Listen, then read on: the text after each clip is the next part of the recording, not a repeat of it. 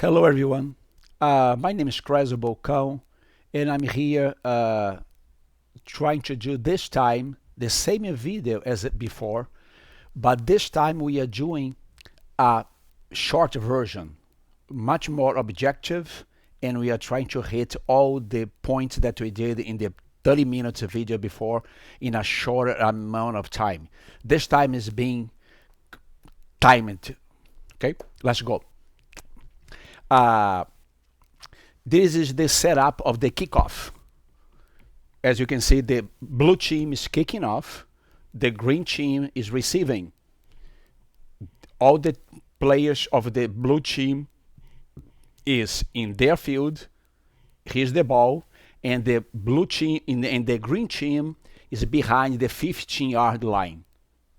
This is the setup of every time that there is the kickoff, or that a goal is scored, or the beginning of the second half. The blue team, the players can be in any location behind the midfield line, and the other team, the receiving team, needs to be behind the 15-yard line. As simple as that. I do a brief recap on the field and the general aspects of the game. The field of Leeway is 70 yards to 80 yards wide by 100 to 120 long. 70 to 80 by 100 to 120. It has two markings.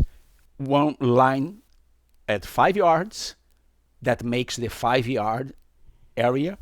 Another mark at 15 yards, the midfield line, the 15 and the 5 on the other side. So it's a very simple, there's no circles, semicircles, none of that. It's a very straightforward field.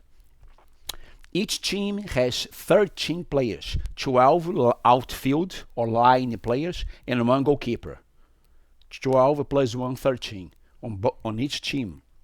The match is 40 minutes each half, 40-40, a total of 80 minutes plus stoppage time, as determined by the referee. Talking about the referee, there are 3 referees, 2 line referees, and 1 central referee, just like in soccer. Here's the ball. Now let's begin to the specific aspects. The kickoff, I already mentioned, right? When you are doing the kickoff, the ball must be kicked forward. The ball, once the ball hit, is on the midfield line or pass the midfield line, it cannot be kicked back into the defense field, period. Just like in basketball.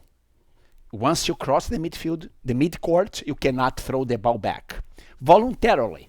And this is going to be the judgment of the referee to see if the ball is spilled back accidentally in a dispute ball. This is not a break of the forward rule. We are talking about deliberate kicking the ball back. This is it. If a ball is disputed, there is a tackle in between and the ball goes into any direction, there is no intention. So this is the setup for a goal or the beginning of the second half, overtime, anything like that. Every time a goal is scored. Well, now let's talk about the frontal kick, specific aspects. Frontal kick is from here, is done every time that the ball leaves the field, leaves out of bound by the end line, by the goalkeeper goal line. Is kicked from the 5 yards or anywhere inside the 5-yard area, and the ball must not be rolling. All those kicks that I will be talking about are called stationary kicks, all of them, meaning that the ball must be stationary, cannot be rolling, as simple as that. So here, the first stationary kick is the frontal kick or front kick.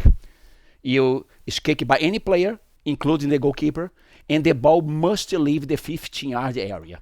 This is it. The ball must cross the 15-yard. If it does not, it has to be repeated until it does. To be considered in game. the side kick. The side kick in applies when the ball leaves the field by the sideline. In Leeway, we don't have throw-in. Throw-in, we understand that is a waste of time because kicking a ball with your feet is much more efficient, much more productive, and really rewards the team that gain possession of the ball. I want to repeat that again. You are playing soccer. Let's go back to football, soccer. Your team has a throw-in in the defense field. It's actually bad because the opponent is going to mark all the other players. You cannot do anything with the ball, and you are stuck in your field with a ball to throw with 2 hands. Leeway, none of that. You put the ball on the ground, not rolling, and you can kick 30, 40, 50, 60 yards. You're going to tell. Now, there is one detail. You cannot, if you are kicking the side kick from at the line or by the line, right? On the line, on the sideline, or by the sideline, 1 foot or 2 feet, 1 foot or 2 feet. You cannot, if it is on the attack field, you cannot kick back into the forward or into the defense field because of the forward rule. The same applies, right? But if it is in the defense field, you can kick in literally any direction, and you never get stuck. You can be kicked from here. You can kick in any direction. You can score a goal. You can kick on the goal. You can score a goal. We had the players kicking on the goal and scoring goals. Not very common, but it's possible. Crossing the ball on the line is better than a corner. What do you prefer, to have a ball here to play or a ball here? I take my ball here. I can kick on the goal, I can cross, I can go diagonal, right? So we saw the frontal kick and the side kick in. I'm trying to rush here to make a good time on this video. The next kick is the direct kick. The direct kick is when any player receives a fault in the attack field. In this case, if a blue team player receives a fault here, is a direct kick. May have or may not have a man barrier. Who determines that? The goalkeeper. The goalkeeper of the opponent team that are going to receive the kick will determine if he or she wants a man barrier, a human barrier, that is set 12 yards from the ball. This is as simple as that, with as many players as he or she wants. The indirect kick is when a player receives a fault in his or her defensive field. This one does not allow man or a human barrier. Has to be kicked naturally. Okay? The next kick is the major penalty kick. Let's move all those players away here. The major penalty kick is kicked by a team from the 15-yard line and can be kicked from at the 15-yard line or behind. He can choose slightly to the right, doesn't matter. He or she will choose the right position for his kick. Can be anywhere on the line or slightly below or behind the line. Now let's talk about, so we saw the frontal kick, the side kick in, all of those kicks, the ball cannot be rolling. I already made it clear. The direct kick, the indirect kick, the major penalty kick. The major penalty kick happens, by the way, is the equivalent of the penalty in soccer, when an attacker receives a fault inside the 15-yard area. This is it. You are an attacker, you receive a fault, or there was a handball infraction by the opponent team inside the 15-yard, it is a penalty, a major penalty kick. Major penalty kick, MPQ. Now we're going to talk about briefly on the substitution. Very simple, swap system. Just like basketball, volley, lacrosse, American football. Any player of either team can go in and out, be swapped as many times as necessary. Now, but there's a catch. And the catch is, and this gives versatility to the game, right? This spare the players physically and gives versatility because the coach may be winning a game, remove an attacker, then the game goes back into a tie, or he even are now losing, he can put back the same attacker, the main attacker, the starting attacker that he had when he was winning the game. You cannot do that in soccer. You know that. If you remove a player, that match is done for that player. And that also spare physically the player. You can go out, get 5 minutes of air, electrolytes, recompose yourself, and decrease the incidence of spasm, cramps, all those things that happen due to the buildup of lactic acid. We all know about that, and that's the reality. And injuries are also much less frequent if you are not dehydrated in overuse. We all know that in sports medicine, which is my area of expertise. I'm a sports medicine and orthotrauma surgeon, so we know that. Well, so the other aspect that we want to talk about now after the sidekicking is that after the substitution, that if your team receive a yellow card, now you're going to talk about the yellow card as a continuation of the substitution, which is you're going to have a yellow card. Any player can receive up to 2 yellow cards. Any player can receive up to 2 yellow cards. Each yellow card that a player receives, this player will have a timeout of 3 or 5 minutes, depending on what was agreed upon. Typically 3 minutes. But if it is decided in the organization that it's going to be 5 minutes, it's going to be 5 minutes because that's what was agreed upon. The player comes out for the timeout and then comes back in. This player cannot be swapped, can only be replaced. He can come back or not, but he cannot be swapped anymore. So we don't penalize players, we penalize teams. Keep in mind, we want coaches and teams to tell the players, don't commit infraction, because you're going to create a problem for us. In Leeway, you don't get a yellow card and get a tap on your back. This is it. No, you get out of the field. And we penalize your team and benefit the opponent. Okay? If you are indisciplined, Leeway is not a good sport for your team. So you can get up to 2 yellow cards. The third card has to be a red card. If you receive 2 yellow cards, there's no such a thing as a third yellow card. You take the next card, has to be a red card, or you can get a red card right off the bat, straight from the beginning, depending on the offense, depending on the judgment of the referee. Okay, clear on that? Just like in soccer, in this case, in the terms of you can get a red card from the very beginning.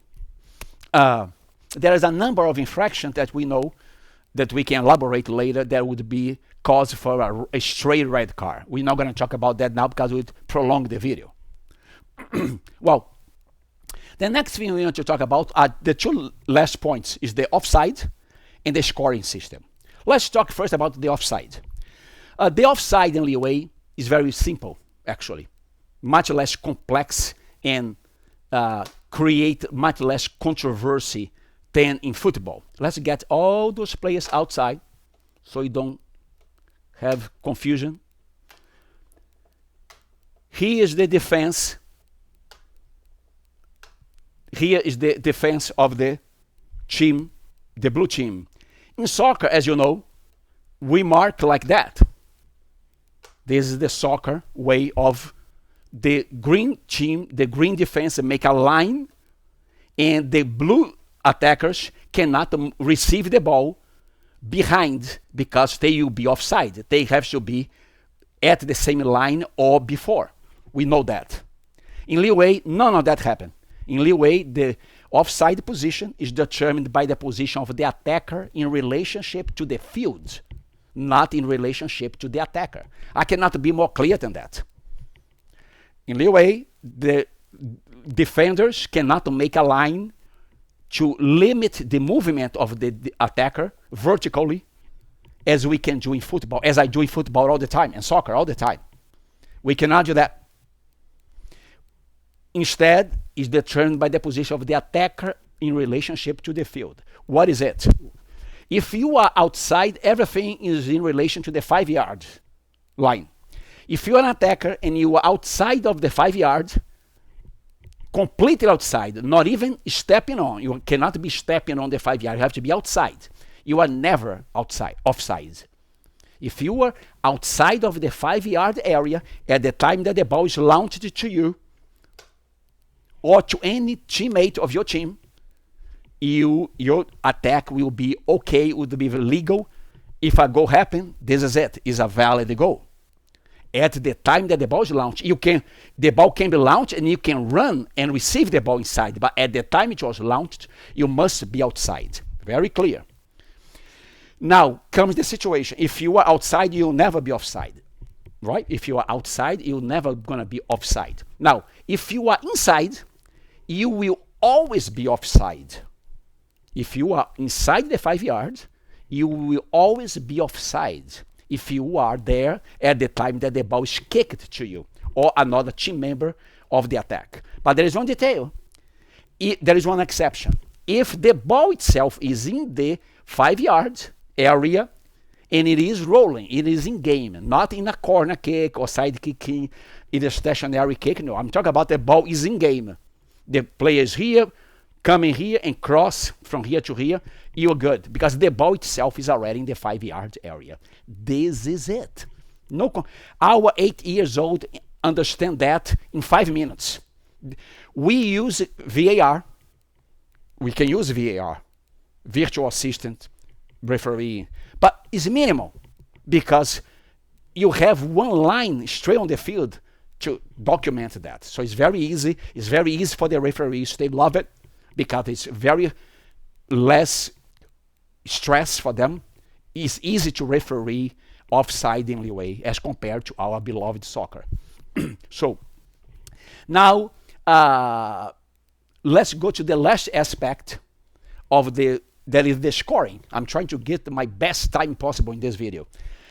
In Leeway, there are 2 types of goals. Because in Leeway, you have to score a goal to make points. But in Leeway, we don't score. You are not scored only for the fact that you could put the ball inside the goal, that you scored a goal. It also depends on how the goal was scored.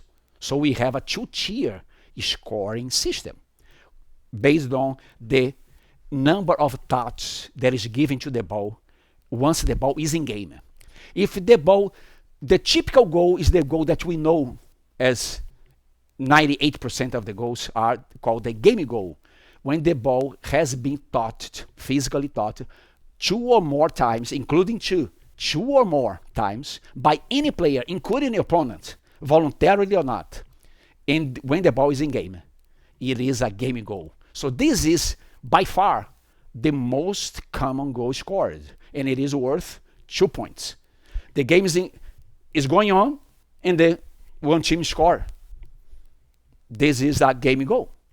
We created a specific subset of goal where the team participation is limited, very limited, and it is based on an objective effect, which is a physical touch on the ball, which are every time that the ball is in a stationary position. Here come I back again to the stationary effect. You are here and you have a direct kick. You cross the ball, this player here had the ball and enter. The ball was not in game, right? The ball is stationary, it's not in game. You kick, the ball is in game, he go here, he had the ball. Is a kick goal, 1 point. Corner kick, same thing. You cross, the ball is stationary here, you cross, he had, or volley, enter. Any situation in which the ball is stationary and enter the goal is kicked, is put in game and enter the goal without nobody touching, can be a penalty kick. Nobody touched, right? The ball entered and nobody was put in game, didn't touch anybody. No touch or 1 touch only is a kick goal, worth 1 point. I could name a number. Side kick in. You have a side kick in, you cross, I volley or I head. Any situation that the ball was not in game, was stationary, is kicked, is put in game, and has 0 touch or 1 touch and enter the goal, even if it is an opponent, it is a kick goal, worth 1 point. There is a couple of details. Number 1, there are neutral elements. What that does not count for this, does not count as thought. The goalposts, the referee, and the goalkeeper. So this does not count. This has to be any physical contact with any attacker, player, or a defender. If it is a defender, it counts. Doesn't matter. If it touch 2 players and enter, it is a game goal. It counts. So it has to be a ball that was stationary, was kicked, became in goal, in game, and was touched 1 time only and enter, or was not touched at all and enter. This qualifies for a very strict, limited type of goal called kick goal, which is worth 1 point. I'm trying my best here. I'm with 21 minutes. I cannot go. We're going to finish the video. I hope that you like. I'm trying to run as much as I can. I beat the other video by 80 minutes. I hope that as time goes by, I can do better and better time, but be shorter and shorter. Thank you very much. Davis Crezo, Bocão, your coach, and keep subscribing, keep watching our games. We are going to be making a good effort to launch our events in the United States and elsewhere. Thank you very much. Have a great week.